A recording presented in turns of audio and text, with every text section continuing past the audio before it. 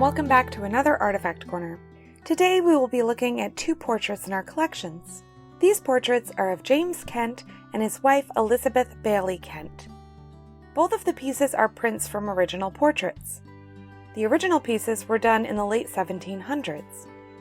The portrait of James was done when he was 25, and the portrait of Elizabeth was done when she was 20 years old.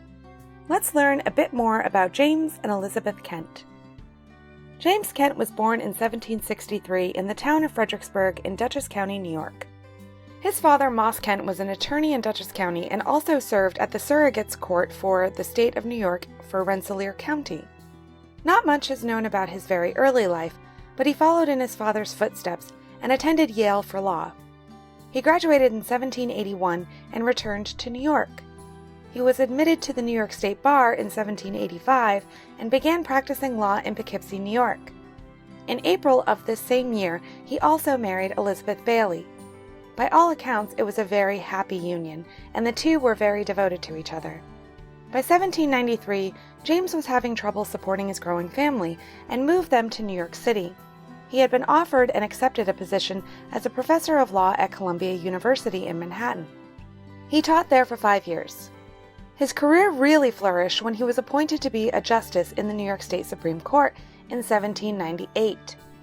In 1804, he was appointed to the Chief Justice role in the New York State Supreme Court, a position he held for 10 years. In 1814, he became the Chancellor of New York, which the New York Court of Chancery was the highest court in the state of New York from 1701 to 1847.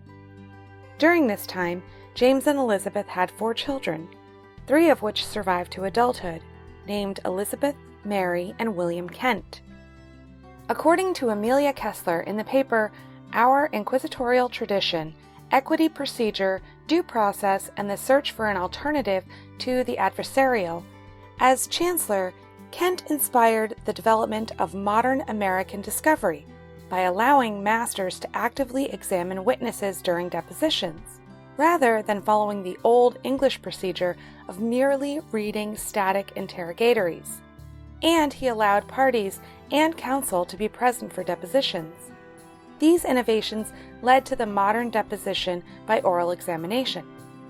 In 1837, James retired, and he and Elizabeth moved to Summit, New Jersey. James passed away in 1847, and Elizabeth died in 1851. Now, the name Kent is probably ringing a lot of bells for you, given that we are the Kent Delord House Museum. And that's part of the reason we are exploring these portraits.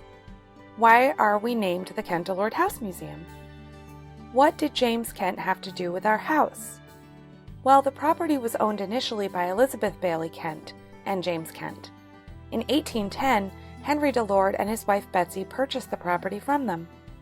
The property had a small 2-room cabin with a half-story above it, which the Delords expanded into the home you see today.